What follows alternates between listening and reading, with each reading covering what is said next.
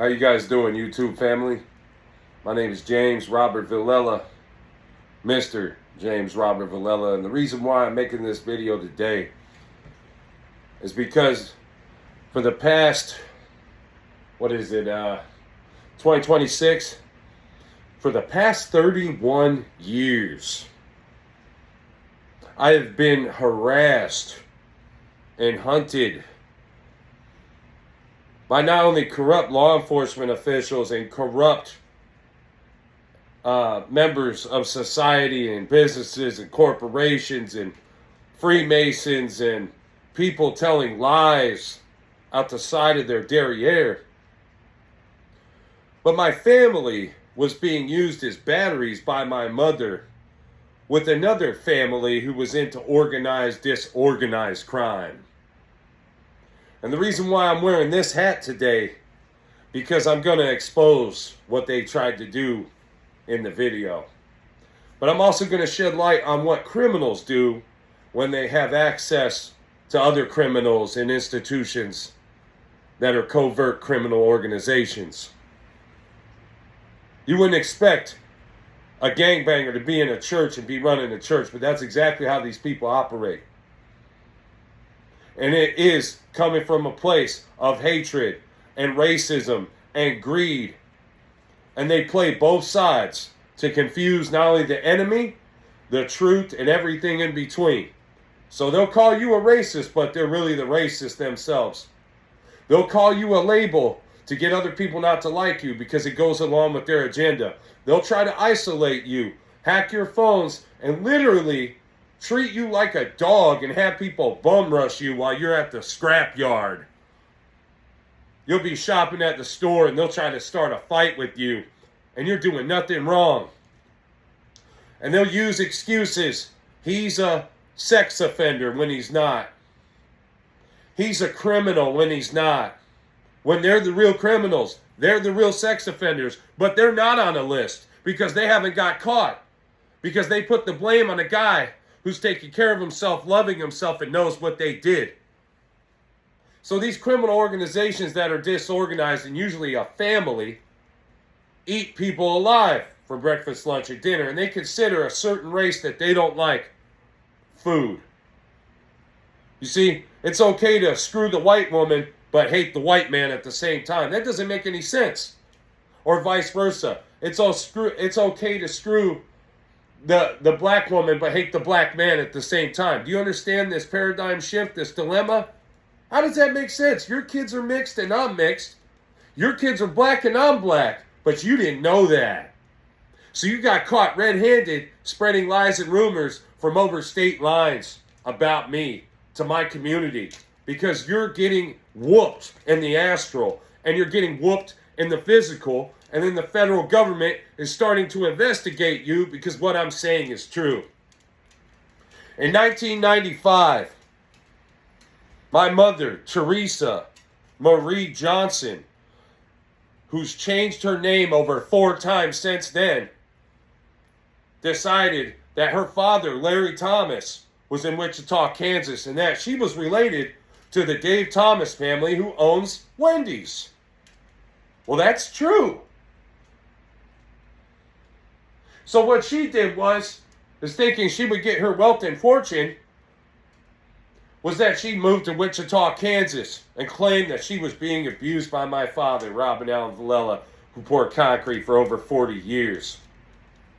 You see, while my dad was in Nebraska, my mother was on AOL and Windows 95 in chat rooms, deliberately communicating with a specific demographic of men in Wichita, Kansas, and that was black men who were locked in prison.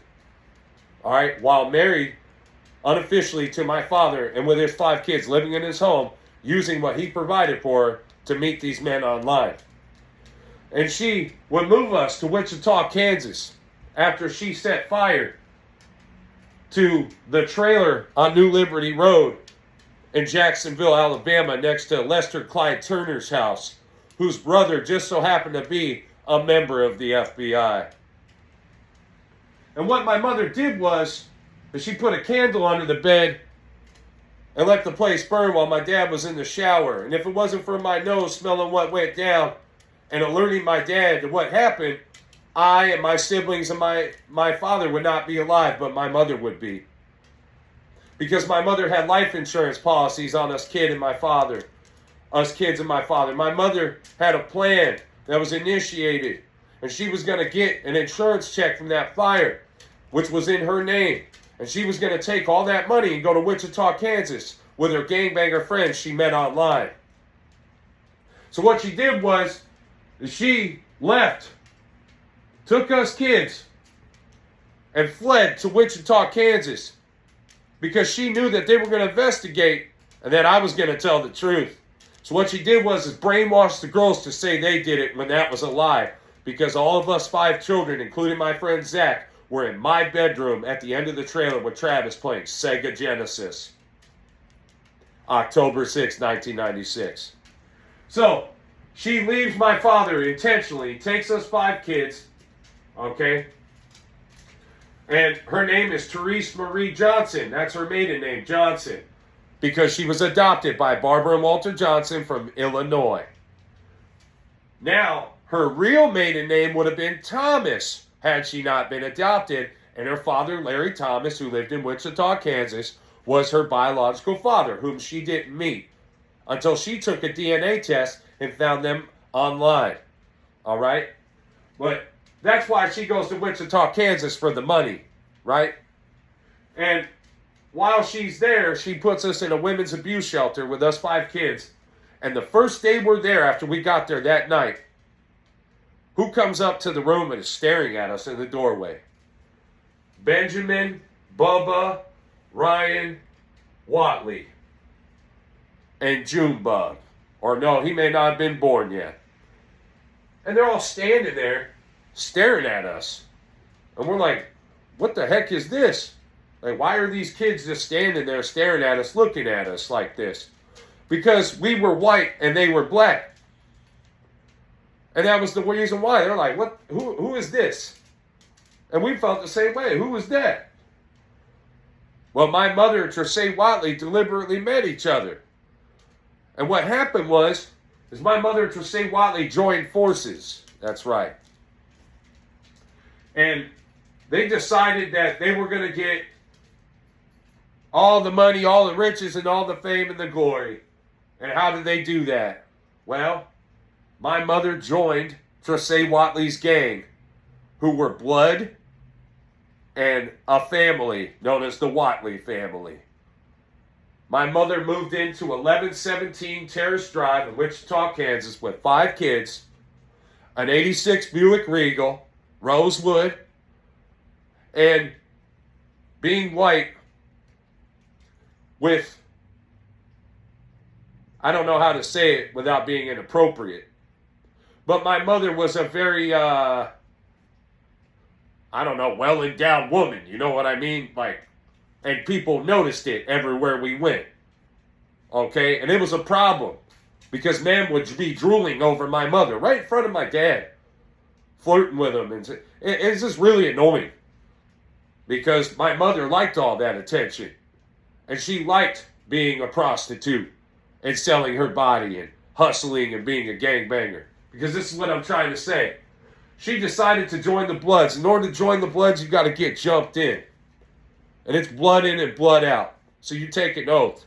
You also get your ass beat. And then you get banged by everyone in the gang. That means Reggie Watley, Shelton Watley, Michael Watley, Mug, Dice, maybe even Coach Butter. All got to tap my mother and gangland style beat her. And the only reason I know that is because when she came home that night, she had a black eye and her body was used and abused, right? And now she's a member of the gang. She got jumped. Oh, and Therese turned her out, and Gwendolyn. Let's not forget about Gwendolyn, who was commenting on Junebug's death. And let me tell you, I'm pretty sure that was an insurance scam. And let's not forget Mug. He was unalive. Reggie Watley was unalive. They blamed that on sleep apnea. You know what Reggie Watley told me? Nah, I ain't even going to tell y'all because that's between me and Reggie. But he told me what I needed to know. And that was he knew all those years ago that I was black. And he told me the reason why. And he said Italian people were slaves too. And I went. And that dawned on me. And then when I understood my blood quantum and that I was black, what's that say? That's right, I became a member of the NAACP because my family were spreading lies in my community to try to get me destroyed and beat up, saying I was a racist, get this, hillbilly against blacks and Latinos. Now hold on a second. My first girlfriend was Dominique McGee from Panorama Middle School in the year 2000. And it just so happens I was 4 foot, I think 11, and she was 6 feet tall. She was caramel complected. Okay? I got selected by Panorama Middle School to go to the African American Youth Leadership Conference because I was black. I was the only light-skinned brother in the whole building. And I was with my people because I knew my bloodline. I knew who I was, where I was coming from, and I was learning my identity. The last thing I am is racist. I might be prejudiced. I don't like that bullshit because that's what this whole family was on, was some bullshit. From the moment I met him to the very last time I saw him. And I was physically abused by Therese Watley's children and constantly jumped by Benjamin, Ryan, and Bubba. I'm talking just, it was never enough, man. And Benjamin was the maniest one of the whole little clique of Therese Watley. All right? Just constantly violent. I don't want to do this. But I'm living in the hood in Wichita, Kansas with a snow bunny who's a known prostitute gang member and has no one in the home. And if they're coming in the home, it's for one thing, and that's to have sex with my mother. In front of me, in the next room. My mother would leave me at someone else's house with my brothers and sisters and go clubbing for 3 days. The family didn't like us because we was white. So they put us in the attic. Are you fucking serious? Yes, I'm serious. Put me and my siblings in the attic, which was another room, but it was a room that no one would know about. It was a hidden room. They didn't want to be seen with these white kids. But because Therese needed Teresa to come with her so they could do their little prostitute scams and robbing people and using Zanny water or whatever they used back then to get people to go to sleep and take their shit. That was the lifestyle. My father sent money to my mother. She went to RCA and bought a DJ system that you could hear from a mile away from RCA. Then she went and bought Sky Vodka. It wasn't the 2-liter. It was actually bigger than that. The one that's like, wow, it's like 3 feet, 4 feet tall. And she put that on her refrigerator like that was her idol. She would buy Newport 100s in the box and throw them in the freezer. We ain't got food, but we got Newport 100s and Sky Vodka on the fridge. I slept on piss-stained mattresses. Yeah, with no sheet, with no blanket. And all of us kids in one room. That was my life. In the hood. Getting beat on because I was the lighter shade of black. Getting beat on because I was quote-unquote white. But come to find out, I'm not white. I'm multiple races. And that's a problem for everyone's agenda. Okay? So, because I was the smartest one out of all my mother's children and took to my father's teachings, which she robbed me of when she took me from his life at 8 years old, I was forced into a life living in the hood and being black. And I learned what it was like to be black and not be black at the same time. And I'm not upset at black people, no. I'm upset at the black people that were ignorant enough to treat me and my family the way they did and claim to be a part of my family and me be a part of their family while doing it. Therese Watley had me hold my hand out and would hit my hand with a belt. The pain in my hand is still there from what she did. Therese Watley would take my mother and basically go pimp her out on the town. Her, my mother, and I'll never forget Gwendolyn. Man, she was a big old black lady. Like she would deck you. These women scared me, terrified me. Let's not forget Mug and Dice and Coach Butter. All of them know who Teresa was. The whole hood knew who Teresa was. Teresa's hood name was Sweet Tea. She got a rose tattooed on the shoulder blade. She was proud of that. Riding around in my dad's Buick Regal, having sex with all these men, being a homewrecker, being a walking hotel, being a prostitute, and put me in chartered mental health services because I opposed everything she was doing because it was a sin against God, and it was a sin against me, and it was a sin against my father and the community. While I was going to Jefferson Elementary, she was having sex with Dr. Brad Pepper, my principal. That's right. Among other things, they were engaging in several crimes. My mother got arrested by Wichita police in the front yard at 1117 Terrace Drive, across the street from Terrace Drive, because we used to stay in a duplex across the street. Because it's not where you're from, it's where you're at. And she went to jail, and I remember us going to get her out of jail. She don't want people knowing about this. And when she was working during the day, she was a home health care nurse. Like she'd change your elders' diapers and whatnot. Then go put on the hoochie suit and go out on the night, sipping E&J and playing balls, playing dice, and bumping Damu Riders, Silk, and Tupac. All Eyes on Me, Notorious B.I.G. So you start your day eating a bowl of cereal. I started my day eating a package of spicy beef ramen, a flavor they don't even make no more, folded up in a piece of bread like a taco. And then I turned on some Tupac, All Eyes on Me. And that was my life. Wonder why they call you bitch. You wonder why they call you bitch. Well, my dad came to Wichita, Kansas, copped some weed from Mug, and was trying to be friendly with them, right? Because his end game was he wanted his wife and his kids back.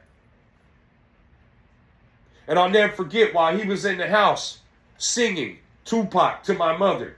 You wonder why they call you bitch. You wonder why they call you bitch. What he was saying was, you're a hungry woman and you need to change. He was making fun of her for being a hoe. Because that's all my mother wanted to be. Money and power and fame and get attention from all these men. Because she never had a father. And because she was extremely good looking at the time and desirable to men, she used that to her advantage to manipulate men who were in positions of power. Okay? So Doris Watley, the patriarch of the family, the matriarch, the mother, who lived to be almost 100 years old, invented synthetic blood. Hold on a second. What? Yes. She invented synthetic blood. And her husband was in the military. And these people was black. And they had power because they was a part of the Prince Hall Freemasons. When you make synthetic blood, guess what? You're going to be recognized. You're going to know somebody. So this is why I'm in a hood moniker right now. What I'm conveying is the flavor of that time back at you because you don't understand what I had to go through to survive. My life was never normal. And because my father was removed and I was living in the hood, I had to live like they do and act like they do to protect myself. And who is they? Whoever was going to try to put hands on me. So they had to get gangster, I had to get gangster. I was the new kid on the block, I had to thump them. You see, because they were going to thump me no matter what. I'll never forget getting chased home from elementary school because I was white. But my point is Reggie Watley, Shelton Watley, and Michael Watley were all Therese Watley's brothers and related to Therese Watley and a part of this blood gang who jumped my mother in. You know how embarrassing it is going to the store and your mother is rolling up her pant leg and throwing up blood? It's embarrassing. It's like, what is that? You went from listening to country music in a GMC van out on Kellogg Road in Mount Sterling, Ohio, and being a decent woman watching soap operas to now you're gangbanging, prostituting, and doing gangster shit? Well, let's talk about where she grew up, Chicago, Illinois. So this was not new. It's just my father didn't know that my mother was involved with these crime groups who just so happened to be in these gangs and were black associated and black affiliated. Hey, I'm not upset. My point is my mother was with all these black men while she was with my father. That doesn't make any sense. That's not doing the will of God. Pick one and stay there. So what she did was after all of her crimes caught up with her, she ran away. Because it's blood in and blood out. And if you snitch, you get unalived. Alright? But somewhere in the process of all this, she agreed that I would be a sacrifice. And that's when I became the property of the Watley family. I didn't know that. I didn't know that I belonged to a family that's been harassing me for the past 31 years and keeping tabs on me because they were going to cash in on a life insurance policy. They were going to get to divvy me up once I was unalived. And they've been attacking me ever since they found out that I was going to receive an inheritance and be famous or be in a movie. Whatever my destiny is, they use occult divination through these Prince Hall Freemasons and this evil shit that they're into, and realize that they can steal my star, that they create a disaster for my life. So, back to my point. My mother fled, went to Cleveland, Ohio, met Michael Lancaster, who was staying in the projects in Cleveland. And he was from Louisville, Kentucky, a light-skinned brother. And she married him and he became my stepfather. I was living with my dad in Akron, Ohio, right next door to a McDonald's. And we had it great. We had it nice. The living room, he had the walls painted pink. Reno's room was painted blue. And the house was beautiful. And I loved being there with my dad because it started to feel normal again. And I wasn't around the Watleys who were beating me up and trying to hurt me all the time for no reason. I had some kind of normalcy in my life when I was with my dad. But with my mother, I was living in hell and in poverty. And being abused and neglected and treated terribly. Like I said, she put me in charter mental health services and was trying to have me committed at the age of 8 years old because I was calling her out for her behavior. I know she set the fire. And I know she had something to do with Kenny Terry's death and my grandmother's death. And she doesn't want anyone to know that. Now, I'm not saying she did it, but she was there when Kenny Terry came up missing. And she knows who Lena Belner is very well and who Donna Notar Giacomo is. You see, that's how women are, is when they want to hurt you, they recruit your former girlfriend to come against you with them. And women who commit great evil will always use the excuse that the man was abusing them. And that's why we can't just take what she says at face value. We need to investigate further. My mother would deliberately leave my father and flee to Wichita, Kansas over several times with either my brother only or the girls and my brother. She would pick and choose, but I was always left behind because I was in opposition to her. Well, when I was in Wichita, Kansas at a barbecue, she had a guy who was drunk deliberately back up on me and run me over. And I was supposed to die. But I lived, you see? I got ran over by a car, and it was a part of her plan. And when I didn't die, she met the man while my kneecaps looked like I had 2 turtle shells on them and had to go to the nurse and get the fluid drained off. She went and met the man right in front of me and got a payout. He handed her cash. They went their separate ways. I never saw that money. Come my birthday, I wouldn't get anything, but my brother's birthday, he got a Michael Jordan screen-printed sheet cake. And that was a big deal back in the day. If you got a Michael Jordan screen printed sheet cake, you was like somebody, right? But come time for me, I never got anything. Because my mother hated me for being alive and having a pure heart and being better than her and smarter than her. Like I said, the reason why I'm making this video is because in 2012, I left Colorado. It was October 2012, and my sister Maria came and picked me up. And she tells me while high on methamphetamines, driving her white Tahoe, that she went and saw Therese Watley and the Watleys for 3 days before she came to me. I was immediately concerned and worried. Then what happened is I loaded up the U-Haul and I left Black Forest. And on the way through Black Forest, Colorado, leaving and going to Texas, my sister goes, "Let me drive."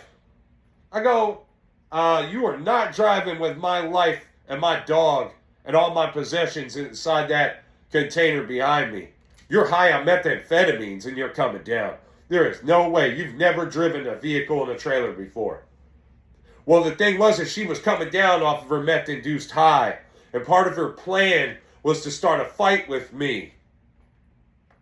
So what she did was start a fight with me.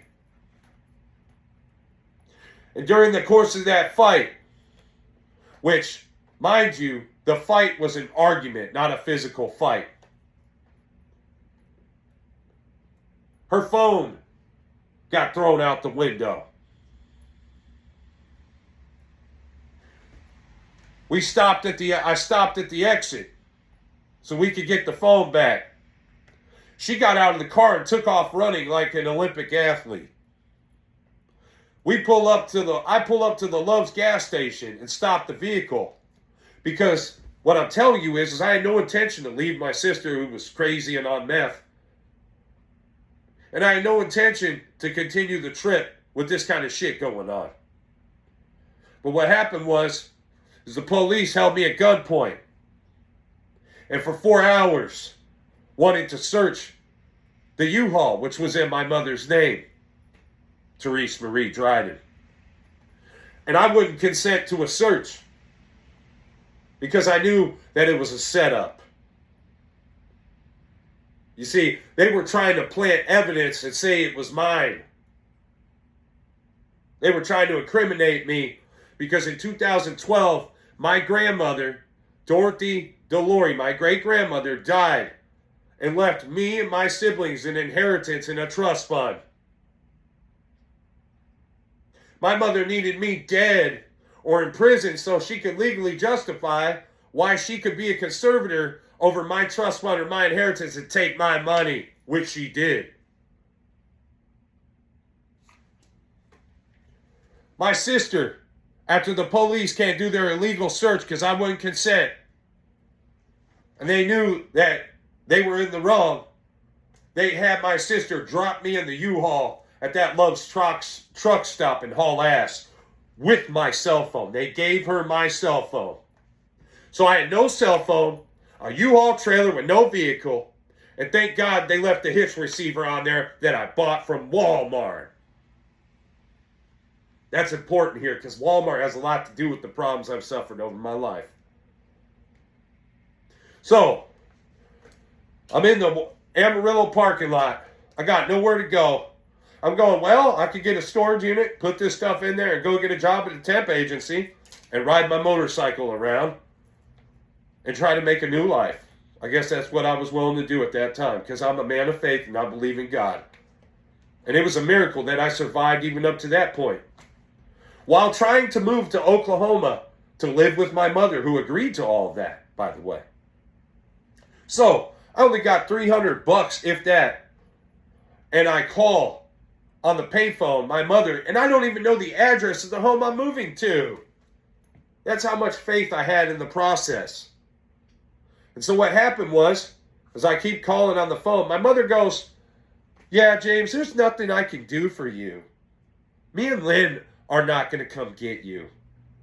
Blah, blah, blah, blah. Click. I called my brother Travis. I said, Travis, what is wrong with Teresa? Why would she agree for me to move to her house and refuse to help me get there? Number one. And number two, where the hell is the house that I was supposed to be moving to anyway? And you see, Teresa didn't want me to know because it was never in her plan for me to be there. Their plan was for me to be arrested for something I wasn't responsible for and go to prison so they could cover up their insurance fraud. Hoping I would be unalived in prison so she could collect life insurance on me. Well, that's not what happened. Her plans didn't work because God had a plan.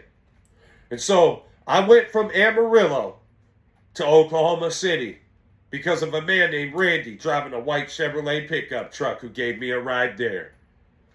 And I gave him some CDs, right? I gave him $300, all the money I had.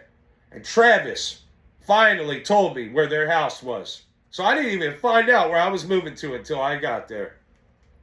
And that was in Oklahoma City, southwest side. And I pull up knowing what they all did and then not realizing that I know what it was all about. And I go inside. Guess who's laying on the couch going through my cell phone having a good old time? My sister Maria. Now what's important to understand here is Reno, Travis, April, all of them are in Texas, and they could have came and got their brother and helped him get there. But why would they do that when they're trying to steal my money and my inheritance and they're jealous of me because they knew that my father would also leave me something and I was the golden boy. I was the chosen one because I respected and loved my father and admired him and was in his life where they weren't. They were in his life to keep tabs on him while secretly getting him investigated and getting him messed with and put on lists that he didn't belong on. Because it was all about destroying him and destroying me to receive money that they weren't entitled to. And that's where the Watleys come in. And they were a part of this plan. There was a life insurance policy on me in 2012. They were going to get paid for my death while stealing my inheritance. So I make it to Oklahoma City, like I said, and I get a job working at a banquet hall off of 50th called the Banquet Hall, making soul food with an all-black staff. And I love being there. I could clean grease like you ain't never seen, throw out 6 pans all day because I can cook. But my mother's going around telling lies with my supposed friend who's trying to cover up for his crimes, telling the feds that I'm a meth cook. I've never taken chemistry in my life. I've never cooked methamphetamine in my life. I've never grown a marijuana plant. The only drug I've ever done was marijuana. And I don't smoke weed anymore because all the people that are harassing me, which are in my family and the Watley family and these private individuals who need organs apparently, guess what? I don't do drugs because I don't have to live that life. God set me free from that, and I've been sober for over 8 years. I quit smoking marijuana 2 years ago. I don't smoke anything unless it's barbecue or the tires on my car. So back to what I'm getting at here. So I'm taking my power back from my family who was robbing me blindly along with their crime group. And I'm discovering that Maria was a part of the gang. And I was in shock.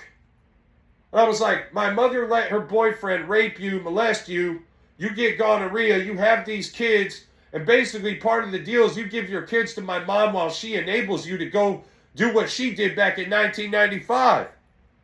Same thing with April. Can you imagine going to New Life Church in Norman, Oklahoma, getting baptized, and your mother on a Saturday night is watching your niece Ava and picking out high heels with your sister Gabriel to literally go dance the next day at a strip club and make some money because she's a prostitute? How Christian of you guys. April tried to start fights with me. Got in my face. Threatened my life. Called me all these names that weren't true. And it was over a towel. She tried to punk me and say my towel belonged to her. My mother took April to the dollar store and bought her some towels. And then Lynn comes up and goes, yeah, James, you're going to have to go. I was like, wow. You're trying to put me on the street over a towel. And I've never lived with you people. The last time I lived with my mother, I was 10 and a half years old, wrongfully charged for a crime I didn't commit. And she covered it up. And then offered me as a sacrifice to a blood gang in the Illuminati or Freemasons. So they could get insurance, steal my inheritance, and have my organs harvested. And I can't make this shit up. Because the reason why is my phone was hacked, showing my ISP location in Newark, New Jersey to Prudential Life Insurance Company. I sleuthed them, not having any ability to know how to do that. I had to watch YouTube videos and figure out, how do I look up an IP address to figure out I was hacking my phone? Then I kind of sort of figured it out. It's showing that my phone's in Raleigh, in Charlotte, North Carolina. Then it's showing my phone's in Metarari, Louisiana. It's showing that my phone's in Newark, New Jersey. So I have more than one people hacked into my phone. Then now I got people hacking my phone from Nebraska and Kansas this entire past 4 years. I was getting hacked from Topeka, Kansas and Wichita, Kansas. And that's how I figured out who was doing it. I said, who would be doing this and why? Well, Therese Watley, I got news for you in the Watley gang. You guys are all under an investigation because you're a criminal organization that was invested in unaliving me and stealing my inheritance and my life. And you think you're going to set fire to my home and get away with it? No, you got another thing coming. You see this hat I'm wearing? Let's refresh your memory. You see, in 2014, I was in Oklahoma, and I was with a woman who was trying to have me murdered. I left Walmart in Duncan, Oklahoma, and drove to California to pick up her sister and her kids that were living in a meth environment in someone's backyard. So I literally took time off work to go pick up my girlfriend's sister and her kids to take them from literally living outside in a meth neighborhood and being child and human trafficked and God knows what else to Oklahoma so they could live in a house and have a normal life and come to God. Well, on the way, her sister refuses to go any further and says, we need to get a hotel. I was like, why? I need to get back to Oklahoma because I got to work at Walmart. I only got a certain amount of time. We can get straight there and then you could go have a home. You can be at home and go to sleep. She refused to do that, was adamant that we stop at the hotel. I go to the hotel. This is in New Mexico. And her and her kids and me get a hotel room. And while I'm in there, I feel this uncomfortable feeling like I don't want to be in this room. So I decide to go sleep in the car. So I go out in the car. And I'm in the car. And throughout the course of the night, I kept hearing these weird noises. And I didn't know why. And I would just go back to sleep. Well, the following morning, I walk in. And I go, you guys ready? Let's go. She goes, I'm not going with you. I said, what? I just came and drove all this way and got you. She goes, I'm not going with you. No, I'm going to stay right here. I said, man, this really doesn't make any sense. I can see why you got a problem because you're obviously high on methamphetamine. Well, what happened was I leave reluctantly. The whole purpose for me driving out here was to pick you up and take you back so you could have a new life because you and your sister were saying that you were going to, God knows what would happen to you and your kids. Long story short, I leave. I drive back to Oklahoma. On the way there, guess what happens? The gas tank to the vehicle drops and hits the highway and sparks fly everywhere. I stopped the car, saving my own life, and I got out. And when I saw that gas tank collapse out of that vehicle, which was brand new, that I drove off the lot and owner finance with my girlfriend, I then realized that my life was in danger. And so I left New Mexico on foot, got a ride, and this is why all these illegals were coming over the border. And of course, I looked like, at the time, an illegal. I had a better tan, my hair was longer, who knows. My point is, as I go on my journey, and I realize that the police are following me, but they're doing it in such a way that it's not a criminal investigation. It's a, what is he going to do next? Okay, fair enough. So I just kept doing what I was doing, trying to get back to Oklahoma. And in the course of going to Oklahoma, I ended up sending money to Jerry, is her name, from Walmart. That's right. And she was supposed to help me get home. She didn't. I got a Greyhound bus ticket. Greyhound wouldn't let me on the bus. These people came from around the counter and tried to assault me. Then the sheriff shows up and is trying to arrest me, and I didn't do anything wrong. And I was adamant. I said, I didn't do anything wrong. You need to check the cameras. The woman who was working at the Greyhound goes, yeah, he's drinking alcohol. Because I had a Stanley water bottle full of apple cider vinegar and water, which I was drinking for my health. And because of that and everything else, they tried to make something that wasn't. Well, they illegally have me get in their car and they drive me outside the city limits of Amarillo. And they abandoned me on the highway. Well, that's kind of weird. Now, this is 2 times in Amarillo, 2 incidences where these police have done this to me and tried to illegally arrest me and then unalive me or leave me for dead. So they drive me out on the highway. I'm dehydrated, and I'm like literally on my way to die. And I'm walking on the highway, and I just gave up. I said, I can't go any further, God. I need help. And I dropped down to my knees and reached into my backpack and pulled out a box of Triscuits and held it above my head because that's all I had. And I prayed to God because no one would give me a ride. I had my thumb out. Just nobody would help me. I'm holding the box of Triscuits with my eyes closed, and a man pulls up next to me who looks like George Strait wearing glasses. And he throws his truck door open. He says, get in. And what proceeds is him driving me from Amarillo towards Oklahoma, handing me $20 and blessing me in Jesus' name. I believe I met an angel of the Lord disguised as a regular man. Because when I got out of that truck and bought Subway and hydrated myself, I saved my own life, which God was a part of that deal. Then I took a sign and put Oklahoma or bust and laid down on the freaking road, literally holding the sign. Within 15 minutes of holding the sign and praying, a man stopped. His name was Stoney. He goes, where you need to go? I said, man, if you get me to Wichita Falls, Texas, to that steel yard right there, my brother's a truck driver. Blah, blah, blah. So he takes me all the way to that steel yard doing about over 100 because his mother was a DA. You want to talk about immunity? He got me there in record time. And then I eventually made it back to the house.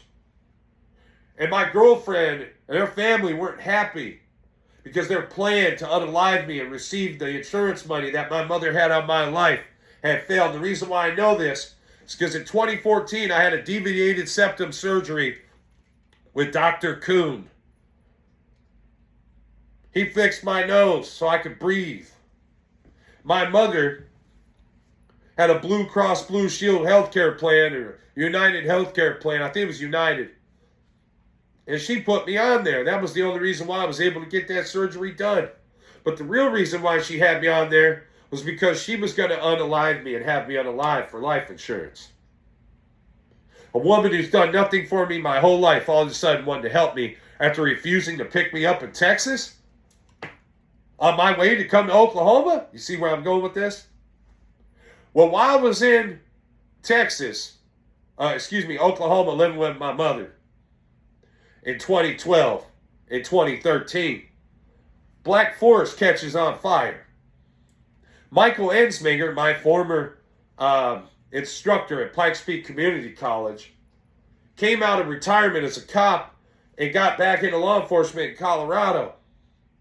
That same year, I was removed off of a list that I never belonged on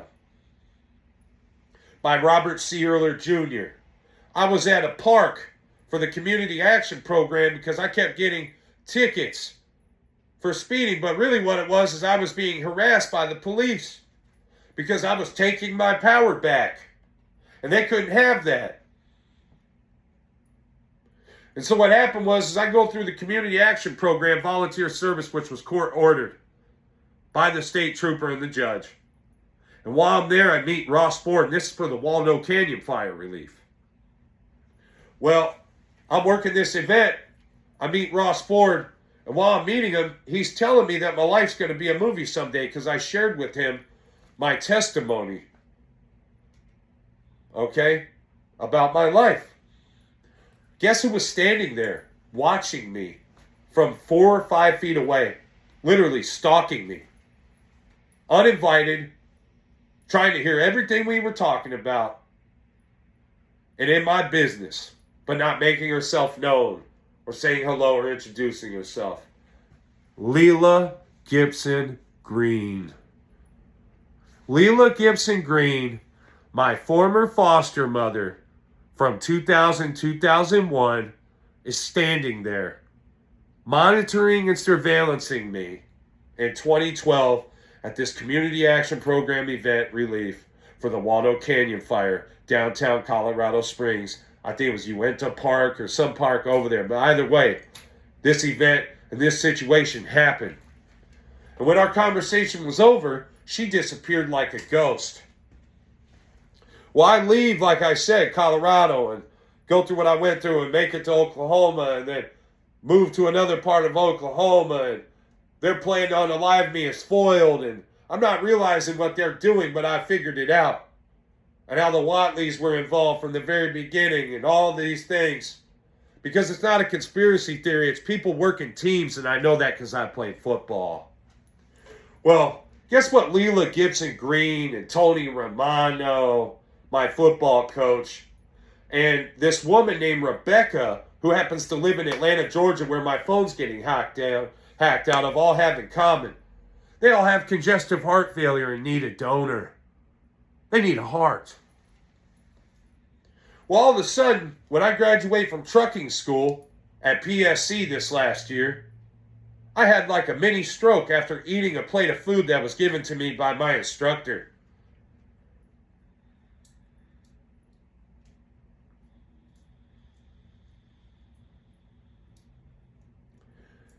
I somehow survived not knowing what I just had was a mini stroke. And a week goes by, and it's August 8th. I'm on the phone with a prospective girlfriend. And she goes, yeah, you should go to the hospital. Because what I told her is I was at the kitchen sink, and out of nowhere, I just dropped to the ground. I went into the ER on my father's birthday and was diagnosed with AFib, hemochromatosis. And I knew that I had iron overload because I was giving blood at One Blood. And I was keeping my iron levels down because you have to in order to prevent organ failure. So what happens is from August to December 4th, I gained 50 pounds. And they're telling me that the only way I'm going to solve this is get an ablation to save my life. And they can rush that ablation for me. Oh, wow. Thank you, Dr. Verma Summit. I appreciate that. I come in for the procedure, and Tammy's at the desk, and I hand them my will. And that will basically says my mother and her criminal family and my siblings don't get anything, and it all goes to St. Jude and the Cherokee Nation. And everything else can go to Goodwill. Because I know what my mother's involved in and what this was all about. Well, Tammy goes, they're not going to give you an ablation? I was like, what? I have to have this procedure. I've been waiting 4 months. I'm going to die if I don't get it. She goes, you don't have the hemodynamics. I go in for the ablation. They do the ablation. The ablation fails. They claim that they didn't even get the catheter up to my heart. That's a bold-faced lie. Because my heart felt like a wire whisk stirred it up when I came to, which was never a part of their plan. You see, I woke up in Baptist Health Hospital on the 3rd floor in the 13th room, literally strapped to a bed with an ET tube shoved down my throat. And there's a nurse, and she's like, "Oh, you're awake." Surprised. And I'm realizing that I'm wide awake. And I'm like, "Well, what happened?" Is this as I'm coming to? And she's telling me that the procedure failed. They had to abort the procedure. And she's sucking the saliva out of my mouth. And I go, "Give me something to write. I'm trying to communicate. I need to write." So I write on this board, played Katy Perry's Wide Awake. Because I had a come to Jesus moment all over again. And this is associated with my brother Travis. Because we had a memory about this girl that he used to date named Bridget. And Bridget was a attractive girl from the neck down, no offense. She's what, unfortunately, men call a butterface. And he was listening to Katy Perry's I'm Wide Awake at the time, talking about her or whatever. But long story short, I think my brother communicated with me from the dead, because that's not a song I would ever listen to or want to hear. But it's the first song that comes to mind when I wake up from nearly dying. And so what happens is she leaves the room and I start gagging on my saliva. I'm just over salivating. And they're saying that I got to wait for Dr. Verma to come up and okay me to have the ET removed, the tube removed. Well, she leaves and I'm gagging on this thing and I'm hitting the bed. And the dude watching me right from the doorway is standing next to the dictation room, which is just another word for security office. And he's observing me. And I'm hitting the bed. And I'm hitting the alarm, which is obsolete because the real alarm was hung up on the wall. Deliberately, mind you. And so he goes, "He's acting up. He's acting up." The nurse wheels over, and she won't look in the room or look at me. And she goes, and I quote, "If you need to call somebody, then call somebody." He gets on the phone, calls security to come handle me while I'm dying and choking on my own saliva. Oh, mind you, I had to flip him off to get him to do that. So because I flipped him off, I saved my own life because he called security, which created a response that the nurse who was supposed to be in the room with me heard. And she came up there while they were ignoring me and going in the dictation room trying to figure out how they were going to manhandle me, strapped to a bed with an ET tube down my throat, gagging on my own saliva, about to die. The nurse comes in and goes, "Oh my God, you need me to get that?" She takes the wand, puts it in my mouth, and sucks the saliva out, saving my life from drowning on my own spit. Dr. Verma shows up. Oh, how convenient. 2.5 hours later. Tells me the bad news and that he needs to hospitalize me. I go, "Are you kidding me? After what I went through?" This is after they removed the tube, by the way. I say, "After what I just went through, you ain't hospitalizing me. You guys tried to kill me." He goes, "I should get you some food." What? What does food have to do with anything to do with my health and what just went down? And that's an injustice by your own staff and your security that were a part of some kind of sick, twisted plot to keep me dead, to help me die. Well, here's the reason why. It's because my mother had a life insurance policy on me from Newark, New Jersey, Prudential, and guess who owns the company and the founder of the company was? The Drydens. My mother's maiden name is Dryden. Coincidence? I don't think so. My brother Travis was poisoned for his life insurance that he had through his trucking company, and they got all that money and didn't have a funeral, and my mother cremated him. Shakia Ellis Parks is living in Tampa, working for the military, right? It's got my nephew Giovanni Parks, that should be Villella, and she's hacking my phone and typing in Navy and Army and Marine computers and having me labeled as a violent this and a predator this, calling my church, telling them I'm this, calling Walmart, telling them I'm this to get me out of the way because she's responsible for my brother's death and was in cahoots with my sister Maria and his friends who all were beneficiaries to my brother's death. But only her and Giovanni, my sister Maria and Giovanni, got all the money. My mother and Reno got Travis's bank account, his Volkswagen Passat, his iMac computer that could unlock the phone, which Reno factory data reset. And they didn't have a funeral, and they cremated him to cover up everything they did.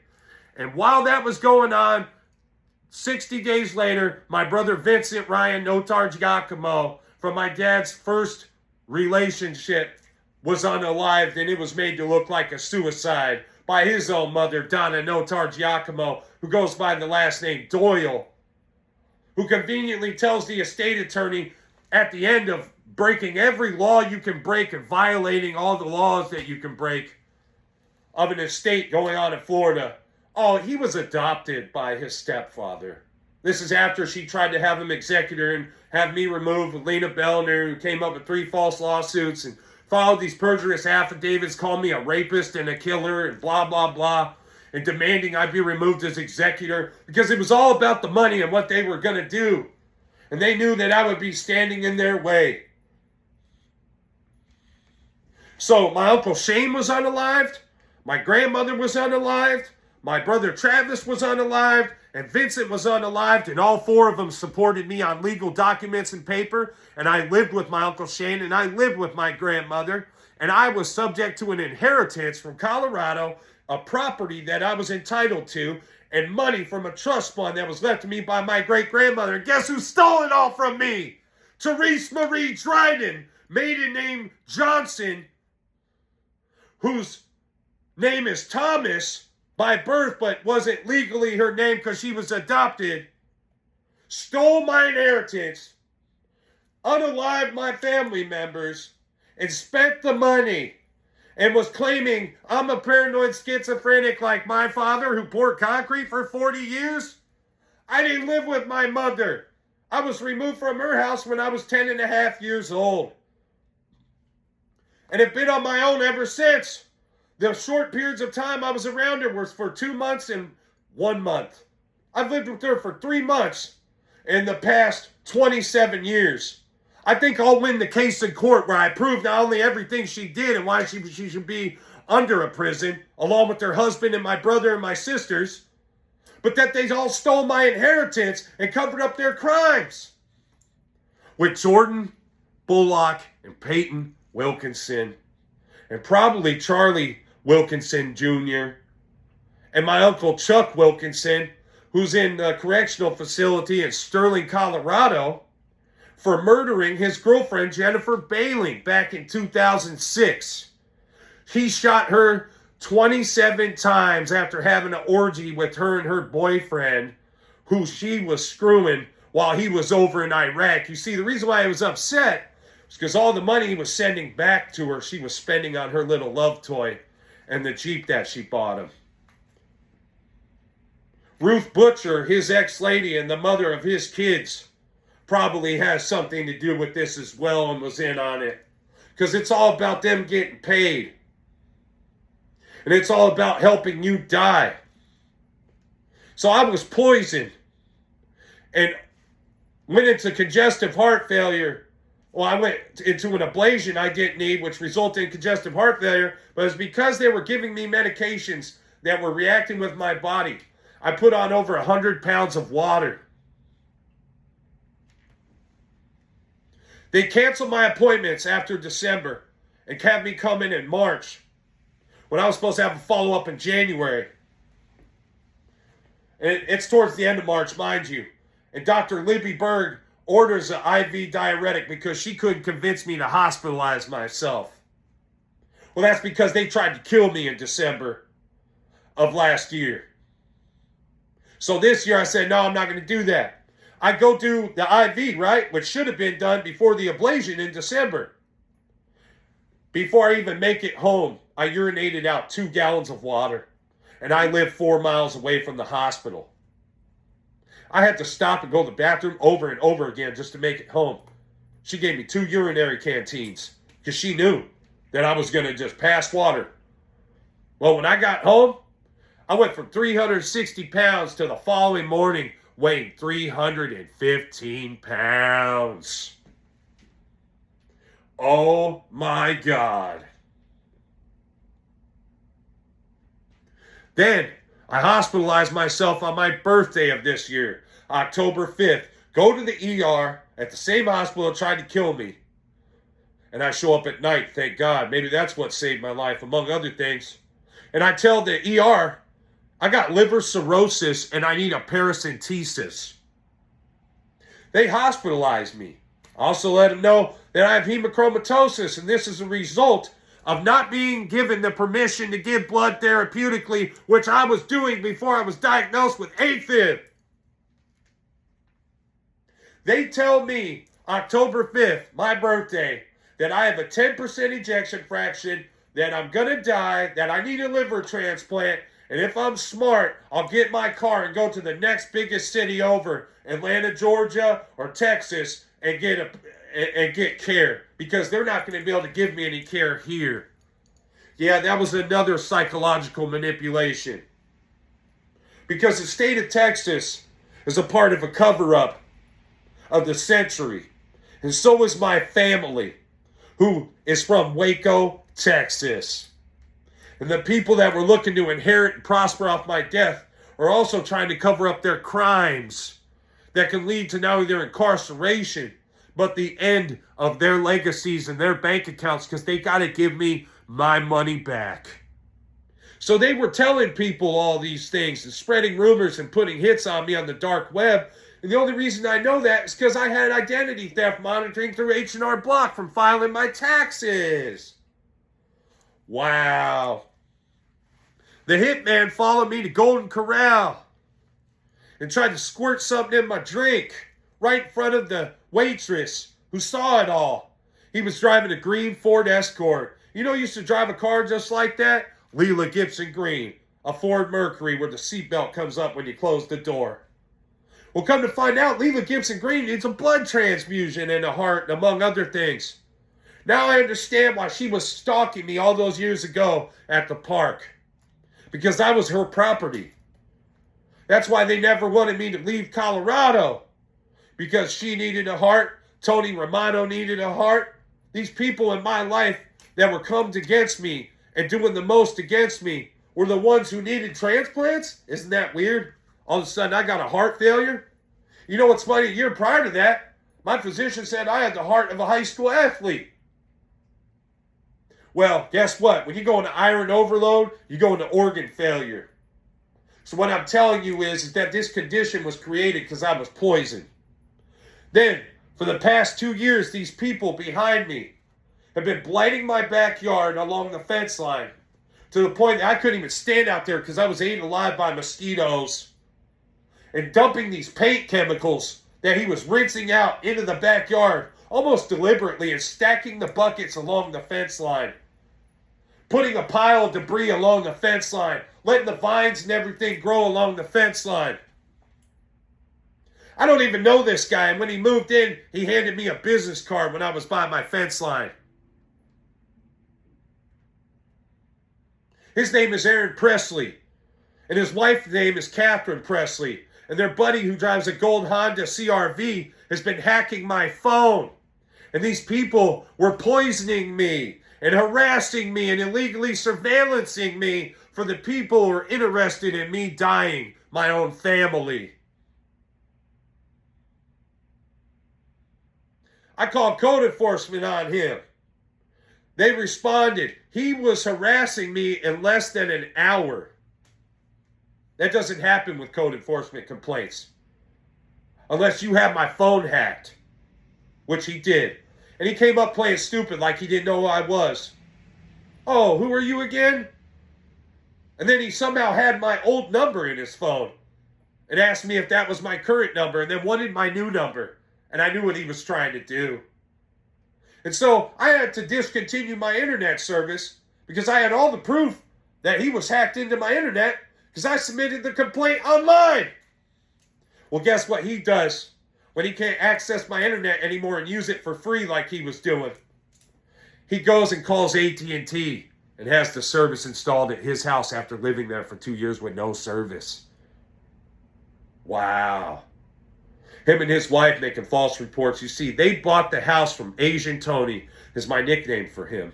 He used to drive a white Chevy Express. And the guy living there drove a blue Lincoln Town car. Eddie Engel, I think was his name. My dad knew who he was. And he owns a place out in Perdido, apparently.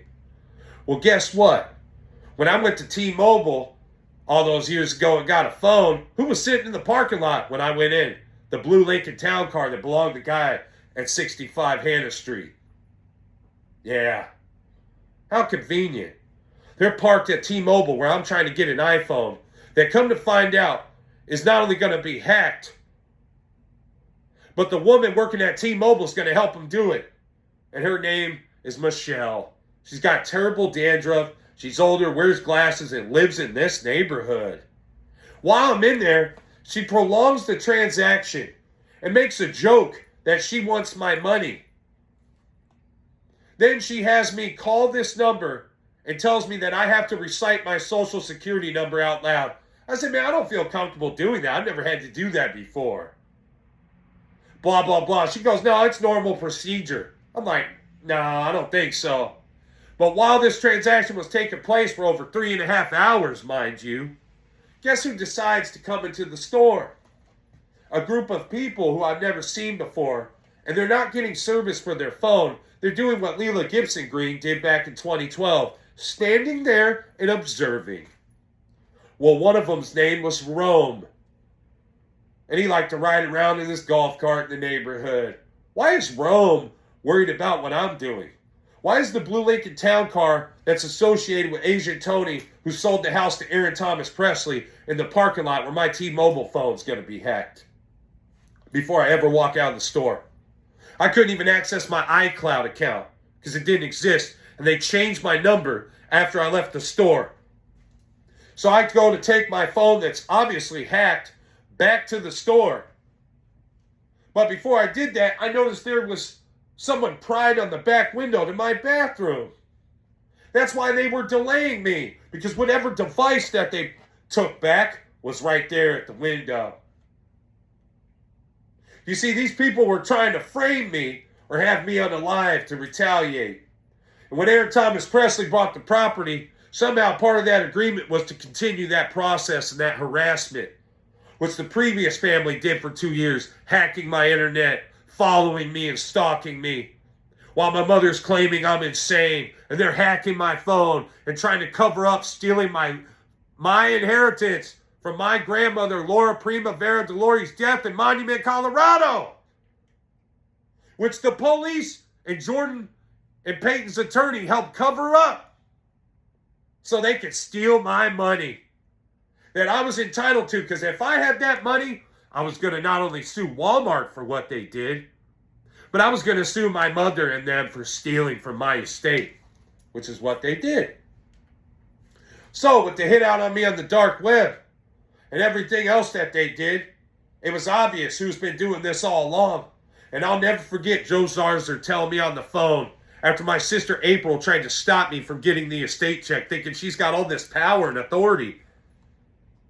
I'm the executor of the estate. You don't get to just decide to do my job at the end of my tenure. I ran my father's estate for 3 years and paid off all of his debts and buried him. And they didn't do anything for me or my father. But they put their hand out for that check, and come to find out, they stole my inheritance when they did that.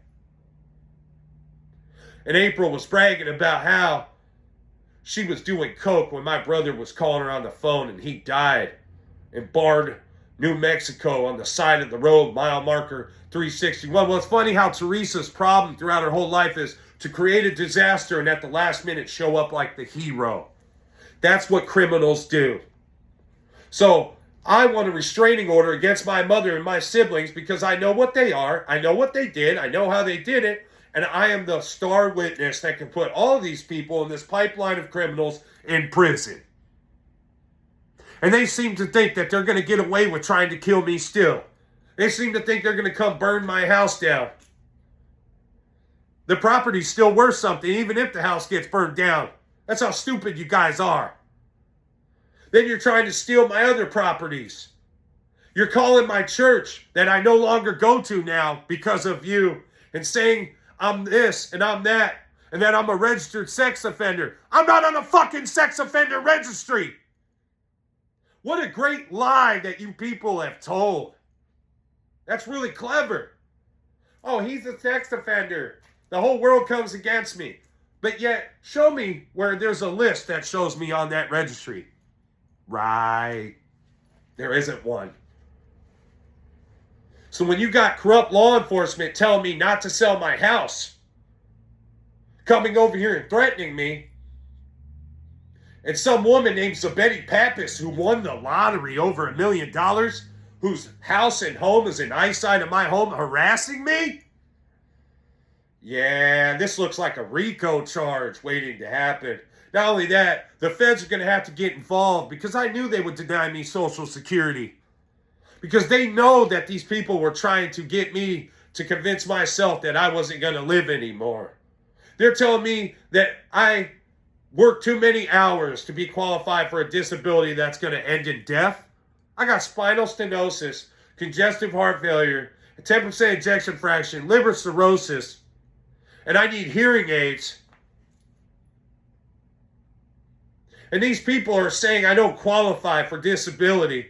But yet my mother was saying I was qualified to be committed? Wow. I ran my father's estate for 3 years. I paid my taxes my whole life. I'm not a registered sex offender. And Therese Watley and Therese Dryden, who are a part of this gang of criminals, need to be put in prison along with my brother Reno, Sister Maria, Sister April.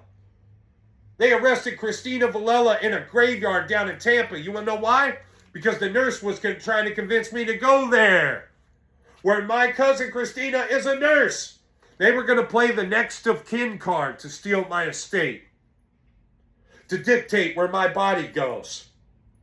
You know what's funny about all that? They were doing that with Ruby Runyons, Christina Villella's mother, and Michael Belliner, Lena Belliner Canarsa's son, who poisoned my father with rat poison.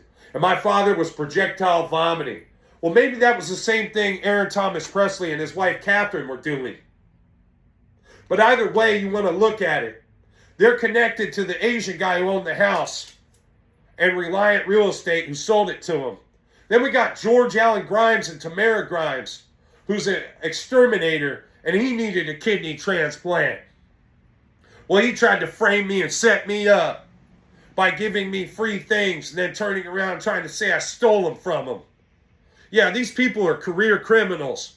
He buys the house that's for sale from eXp Realty when I'm trying to sell my house through his wife, a realtor, who denies ever meeting me or knowing who I am.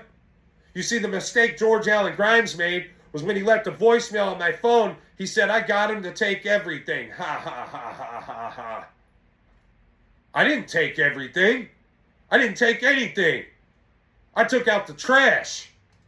And that's the problem, is who was motivating all these behaviors and all these activities? My family. When I went to T-Mobile to return my phone, they wouldn't take the phone back. They told me I had to go to the corporate location by the mall. I went there. She wouldn't take the phone back, but her name was Tammy. And I bought her a flat white mocha from Starbucks and gave it to her because I wanted this to be a record that I was there and she would remember me because of that Starbucks drink. Because God was there. Bless your enemies. Well, guess what? She tells me my phone, which is my number, belongs to a guy named Christopher in Colorado. Wow. Christopher Shaka, who's a police officer, friends with the Bowlers. Christopher McClung, who's married to Rachel McClung and a part of the Bowlers. Hannah Bowler, who was a part of hacking my phone, hit me up on Facebook because she was mad that I took my power back. And that was all those years ago. She abused me and told the cops I abused her. That's not what happened. I didn't abuse her. She asked me to bring her some weed. So I did. Then we went and ate at a restaurant by her little hair cutting salon. And we left the salon, and in my car, she goes, "You stupid mother," and just starts pelting me in the face over and over and over. After getting hit in the face 13 times and driving the car, I did that in self-defense. That's right. I'm not a woman beater. But when you punch me in the face 13 times, and I'm driving a car and you're endangering both of our lives, something's got to be done. So I pulled over in old Colorado City, and I said, "Get the out of my car."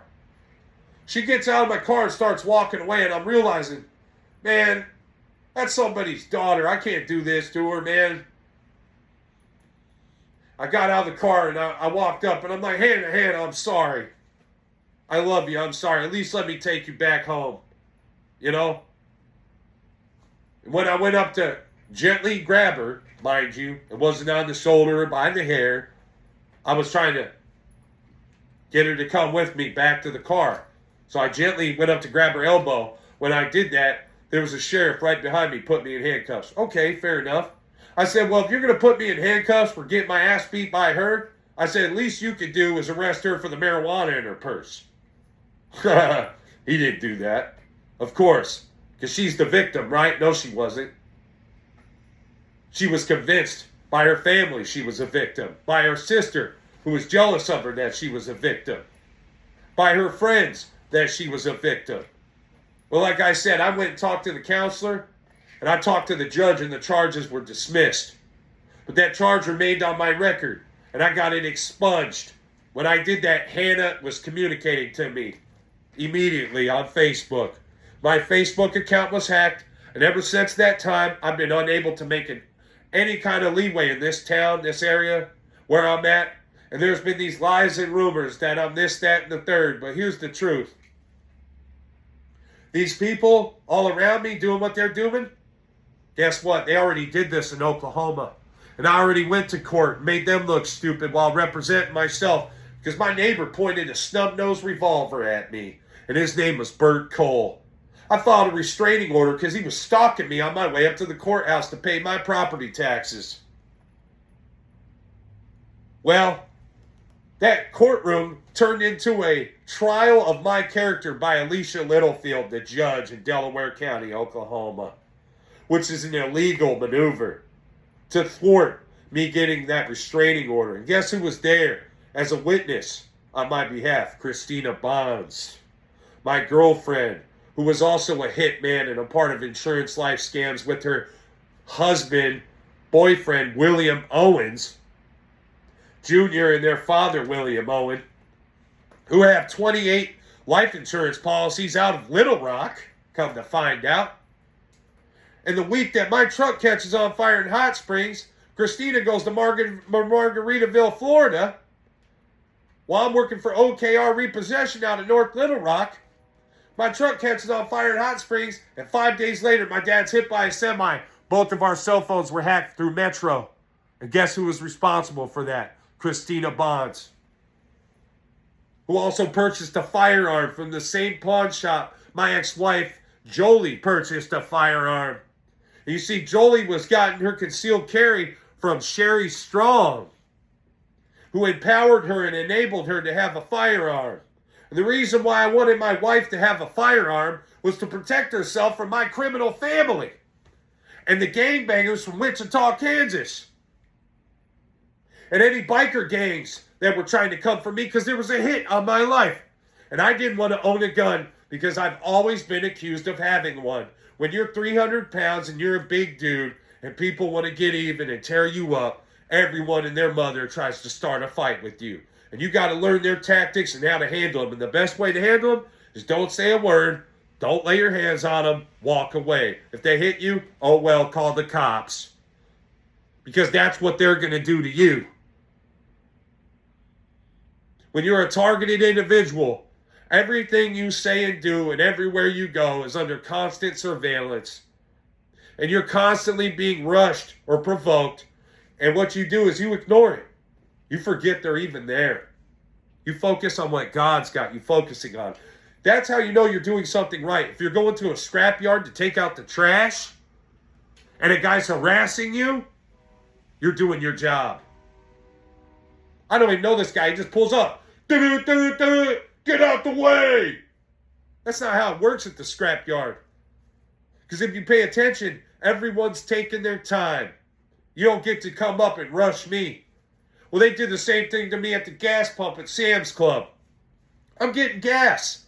I'm waiting on my car to fill up. And there's a man who's from Puerto Rico, but he's whiter than me. Yeah. And I go, hey, man, you're from Puerto Rico?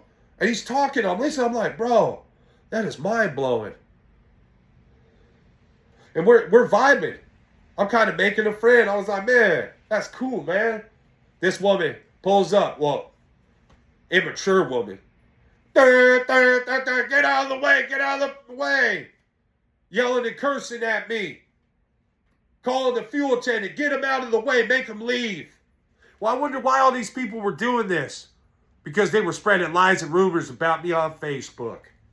And these people were volunteers of my mother and her friends who were involved in this big old scam to have me falsely imprisoned, set up unalived, and all these other things.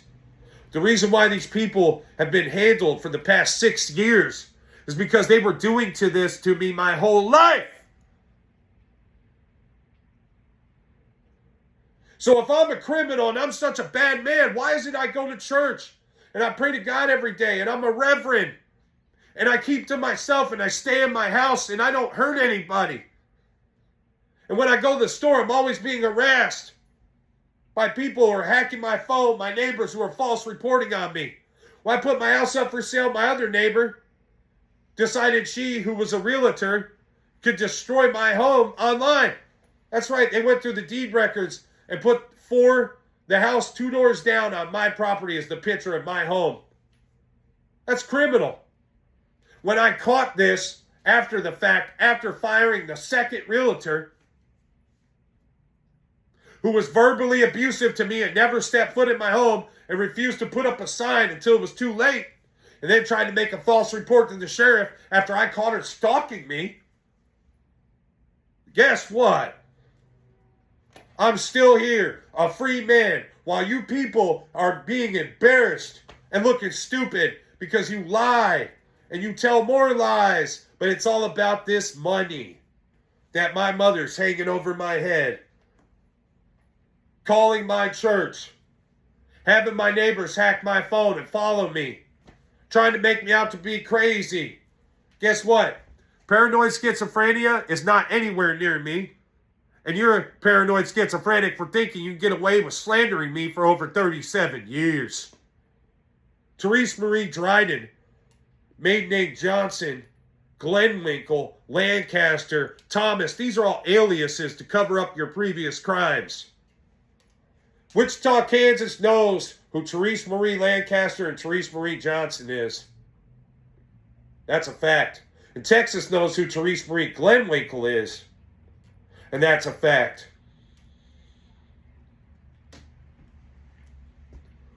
And these neighbors all around me, working on behalf of Todd Ellie Granger, who I caught following me and harassing me. And the Burnhams, who I caught following me and harassing me, and whose son assaulted me and went to prison. Guess what? I know what you guys did. I caught you red-handed. You need to stop what you're doing, but you don't know how to do that. And the house told me, after I called code enforcement on them, that they wanted to burn down the house, whoever called code enforcement, and poison them. Then after they said that to me, they invited me to go out to dinner with them. Well, that's weird. You guys never did a thing for me the past 6 years. While I watched you blight your own property and do nothing for the community, my father had to pay had a $5,000 code enforcement lien over a motorhome. I go to a code enforcement hearing, they give these people break after break. We come to find out the guy who runs the spot's name is Davis. And there's Gabriel Davis, who Betty Pappas was complaining about because he had code enforcement in his pocket. Well, I could see why. He's a staple in the community. Well, come to find out the Thomas family were all in my energy. Well, my mother's maiden name is Thomas. Her birth maiden name. My point is people will do anything for money. Tell lies, make false reports. They've done all that over a period of 6 years. Escambia County Sheriff is well aware. I'm not a criminal. I'm not a career criminal. I don't own any firearms. I don't own any weapons. I'm not on the internet. I'm not on a registry. I'm not a predator. I married my ex-wife, mind you, who still had my last name on my front porch in 2021. And we divorced in 2019. Or no, 2018. So 2 times we were married. She's 4'11". Her name's Jolieanne White7. And she's my ex-wife. And she married me twice. And I still love her. I will always love her. God brought us together. And life and other people and money brought us apart. And what's really sad is, while she was claiming to be my friend, she was working for the enemy the entire time. Hacking my phone. Pulling scams with her sister, Jubilee White7. And her brother, Jared. And her mother, Sheila Wright. And her boyfriend, Todd. All the way from Arkansas. Along with Christina Bonds and William Owen. Because they didn't get paid because they didn't accomplish their mission. And they got duped anyway. False reporting is a crime. I don't abuse children. I don't abuse women. But if a woman's going to assault me, and I mean assault me, I have the right to defend myself or get away from them at all costs. And if a woman's going to abuse her children while trying to kill me, she deserves to be in prison. And that's my mother. She did that to my father. And Christina Bonds has a lot in common with my mother because her and my mother conspired together, filed false reports in Arkansas against me to try to steal my inheritance and my money because it's all about the money. And I told you, women of great evil will do evil things to cover up their crimes, including drag their kids with them and put them in harm's way.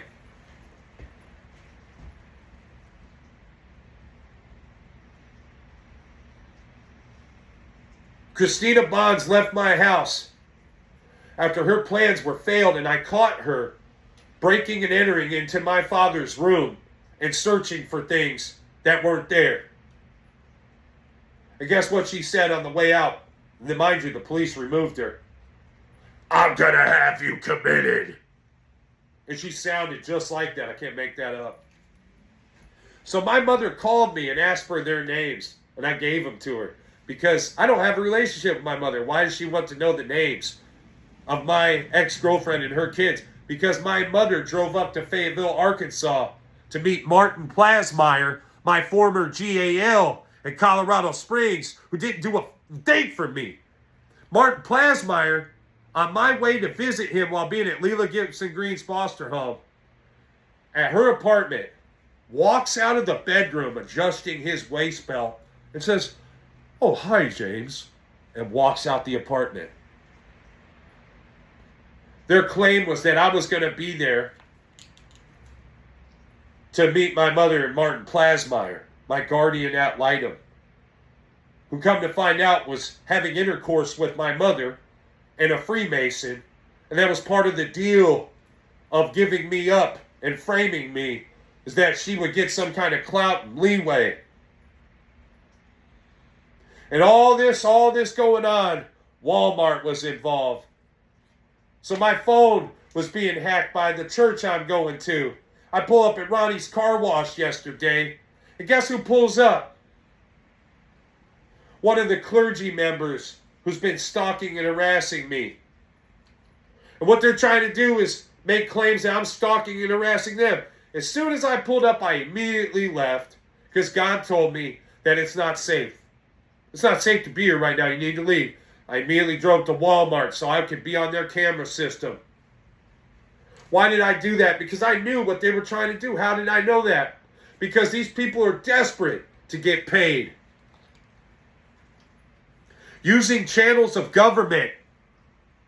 And I'm talking to the Hendricksons over on Sixpence. That's illegal. That's criminal. Going around saying I'm a registered sex offender when I'm not. That's illegal. That's criminal. Following me and then trying to say I'm following you after I've been sick in my home for 5 days. That's criminal. That's illegal. Aaron Thomas Presley blighting my neighborhood and retaliating against me because he got caught. That's illegal. All these neighbors had to clean up their property and blame me. Well, that's funny. I paid $3,500 to code enforcement, and they didn't have to pay a dime. They got out from under their problem. But they all have come against me to put a stop to me. And that was selling my house and leaving this miserable state and going far as I can away from here. Because none of you people have a life if you're worried about me taking care of myself, my home, and my health. So, I don't have a problem with all law enforcement. My beef is with corrupt law enforcement. That's my beef. That's a theory, not a person, right? My theory is that there's corrupt law enforcement who get away with these gangbanger type things, because that's how they act, is like gangbangers. And when you go to a church where people are making phone calls and playing the game, and your pastor is going to Colorado, it's all too obvious. And now that I've caught them red-handed, guess what?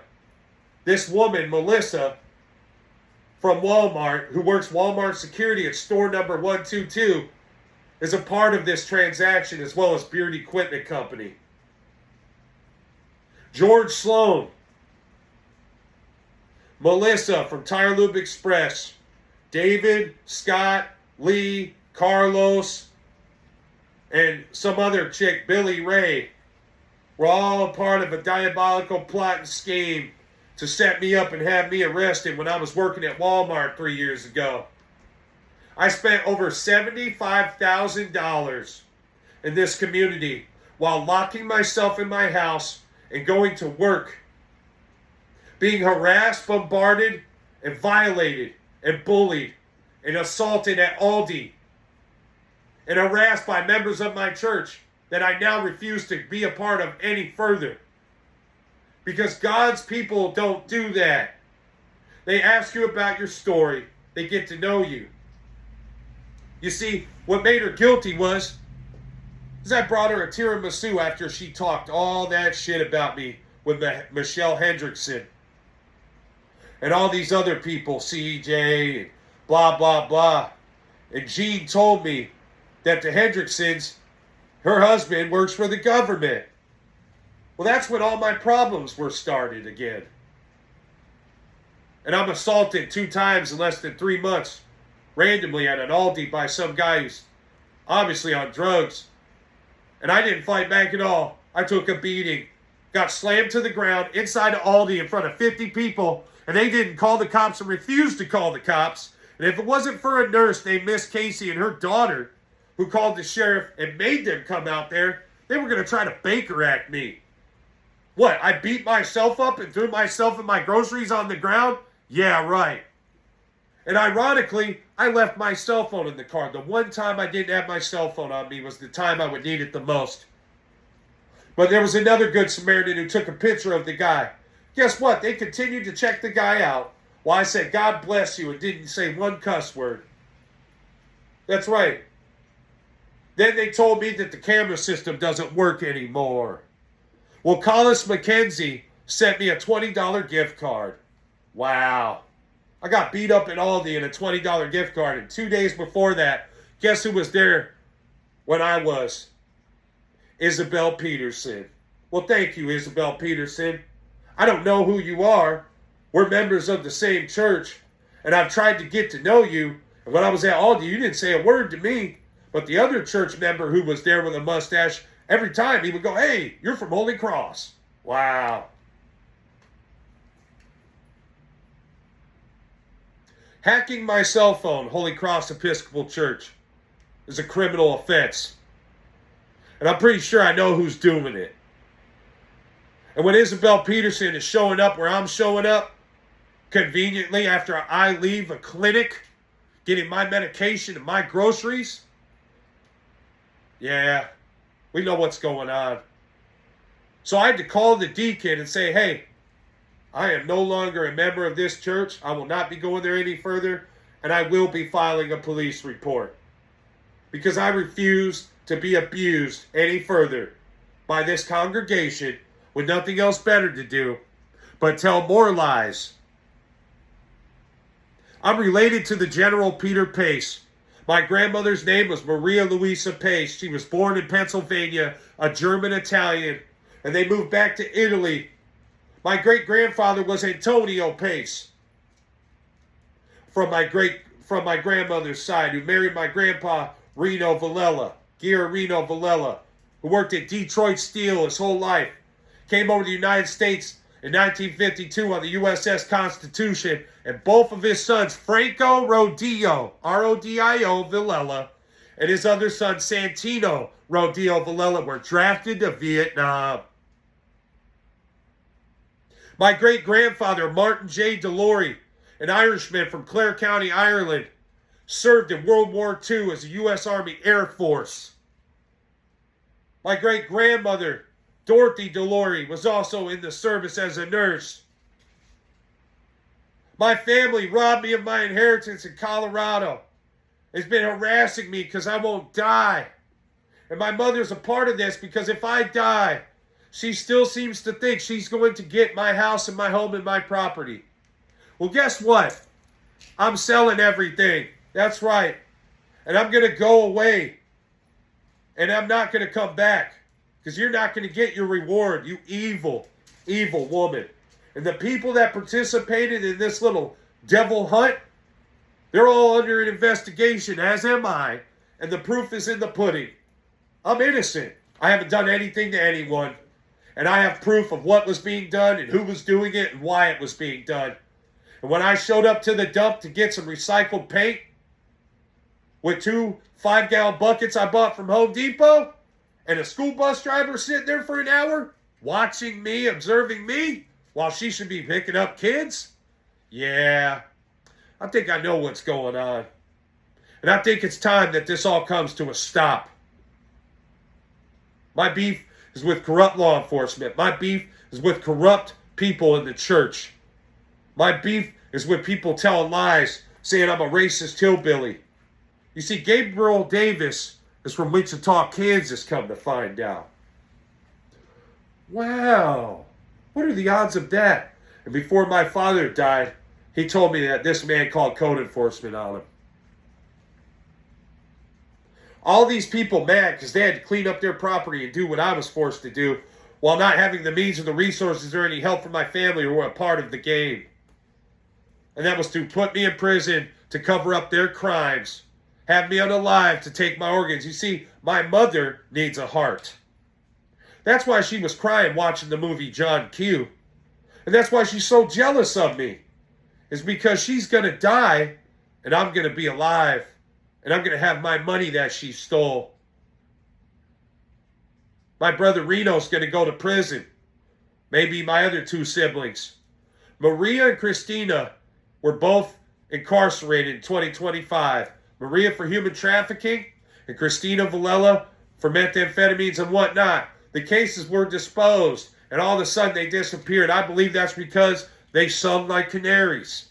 Well, Maria Villella can tell the truth, and she told my ex-wife that I wasn't the one who committed these crimes.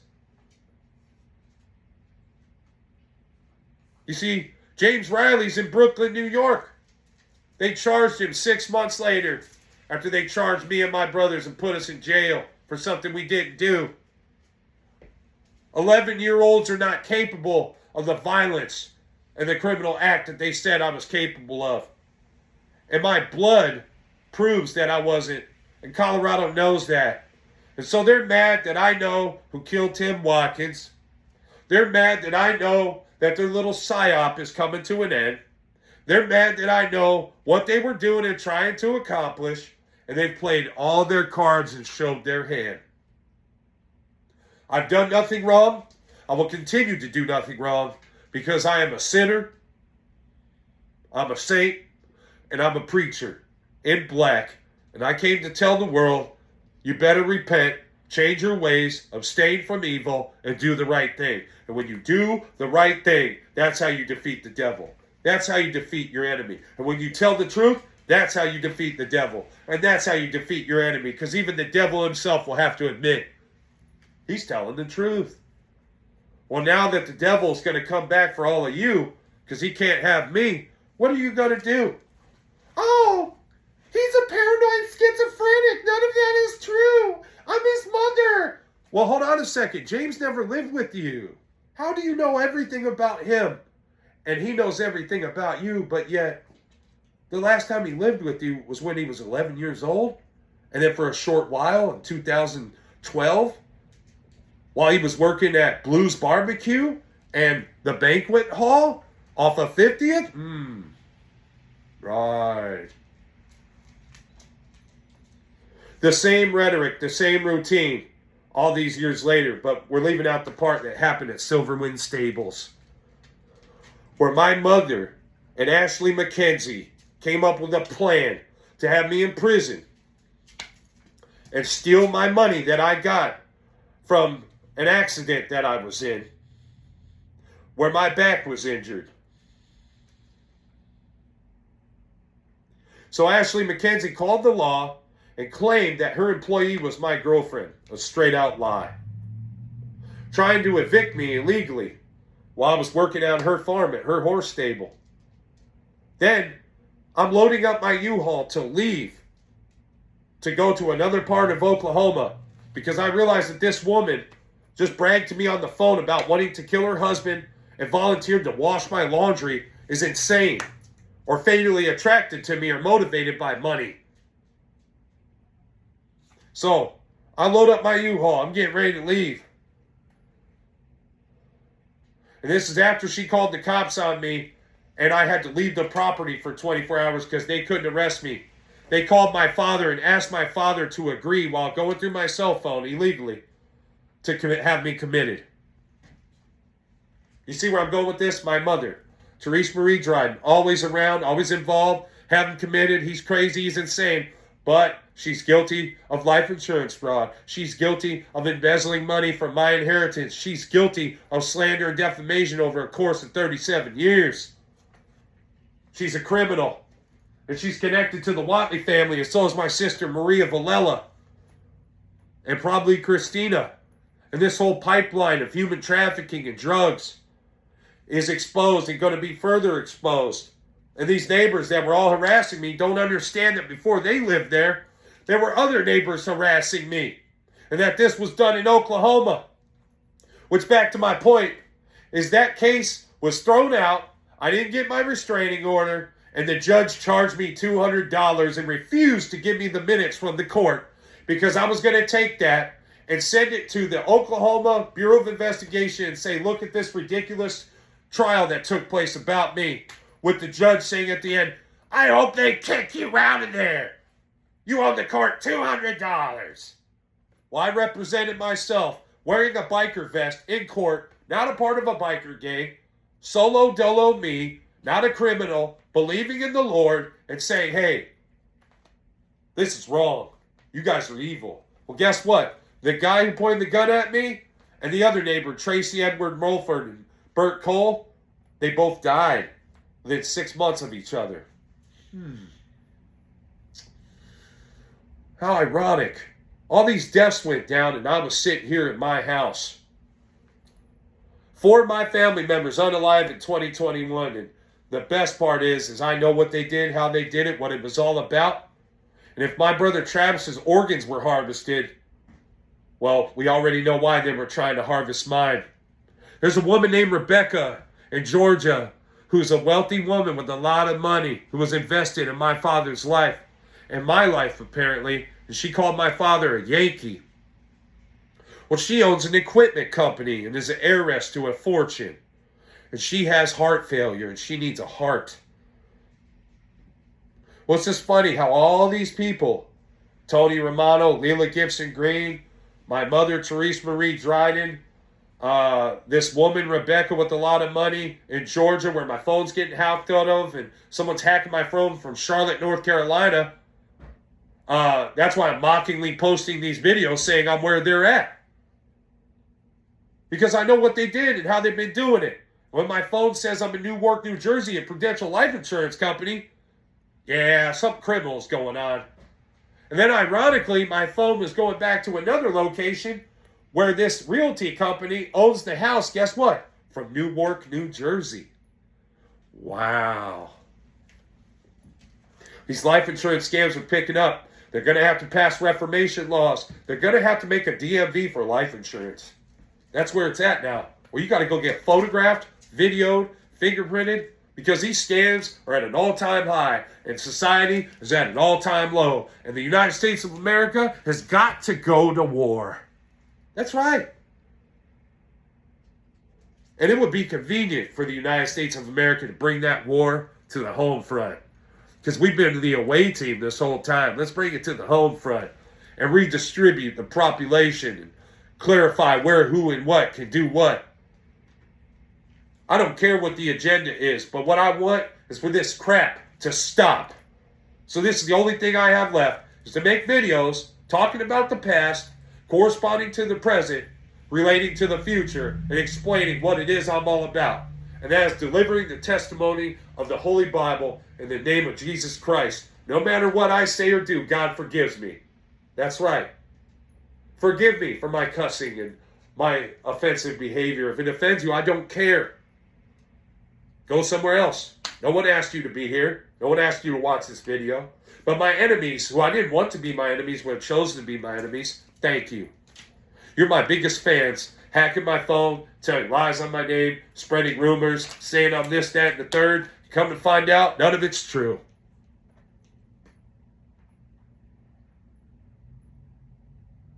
You people need to get a life. And Michael Ensminger from Pikes Peak Community College, who came out of retirement as a cop, I know what you did. And you thought you were going to frame me.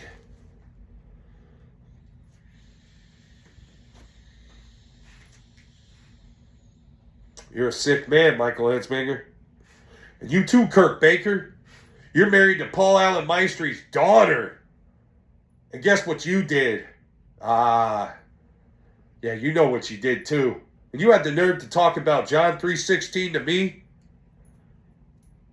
Yeah, I don't think it's good for you. You introduced me to someone in the Banditos while I was buying a Harley, while working at Harley, that was connected to a guy from the Banditos, Johnny Richter. And Paul McLean from Down Bikers Association had a hit out on me and is now as the national president. But he didn't know who I was. Just like you didn't know who I really was. All of you people are connected. And Lena Bellner Canarsa and Therese Marie Dryden and Therese Watley and Reno Villella and April Villella and Maria Villella are the kingpins of this criminal, disorganized, organized crime unit of human trafficking and drug trafficking. And this is why this video was made. Because James Robert Villella is not a man of any violent or any criminality. He's a man who's been labeled that because he decided to ride motorcycles and say, fuck you.com. And the horse he rode in on for stealing my inheritance, unaliving my family members, covering it up, and harassing me while I took 75 grand and took care of myself and bettered the community. That's right. I'm an asset to the community who's talking shit about me and doesn't know who I am, labeling me a racist. Like I said, it's a movement. And I voted for Barack Obama, and that was the last president I voted for. I don't own a firearm because people accuse me of having one. My mother, who lied to the government. Yeah, that's right. Telling them that I have these weapons of mass destruction like George Bush did with Iraq. We know what it's all about. You need money. And you're evil. And your actions and the timeline that I'm describing. And your behavior and your involvement in all these places I've lived and everywhere I've went, Therese Marie Dryden, is why you and your husband and your children and Shakia Ellis Parks, who works for the military in Tampa, Florida, should all be indicted as follows. And the key to busting this really open is Michael Belliner, Ruby Runyons, Christy Hip, who was married to Tony and claiming she's no longer married to him, are all witnesses because they knew who Kenneth Terry was. And Kenneth Terry went to 14853 Astor Street to see you all the time. And that's why you couldn't stand it when my dad would call you Terry, because he knew you had an affair with Kenneth Terry, Frank Rodeo Villalla's brother-in-law. And the other question is how come Barbara Lee Terry hasn't come out, and Barbara Lee Terry Villella Rodeo Villella, however you want to say it, because they love to switch their names around to cover up their identities. How come she hasn't come out and told the truth about her brother?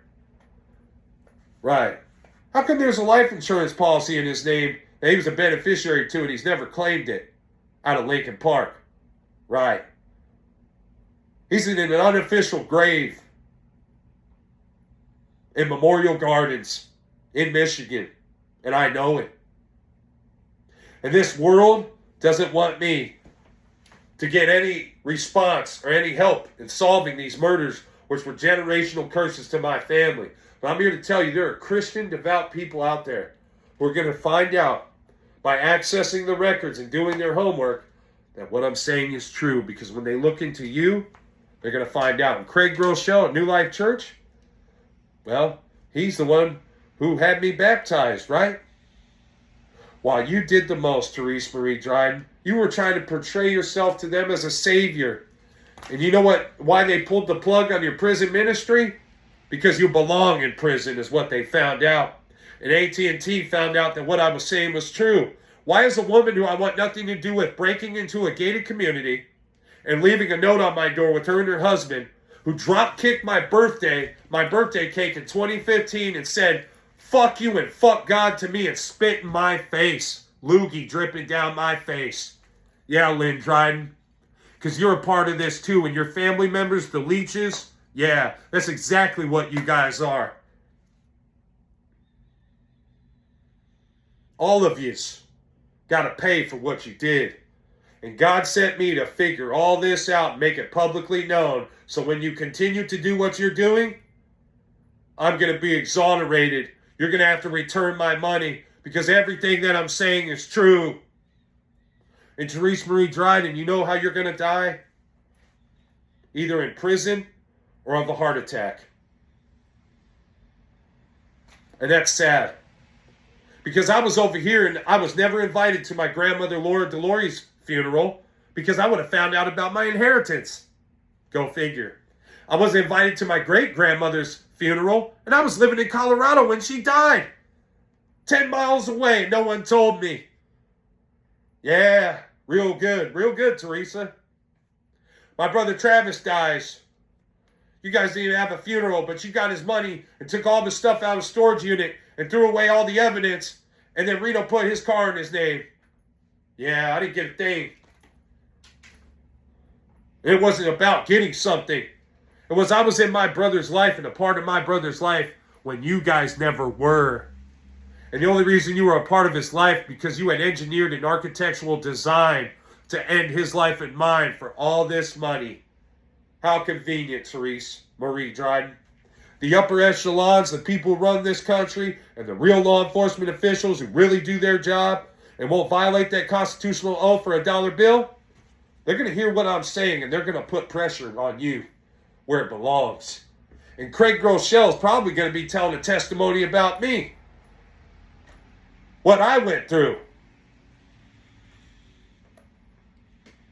I'm sick and tired of being sick and tired and made out to be sick by some sick and tired people. Because I'm on the way up and you guys are on the way down.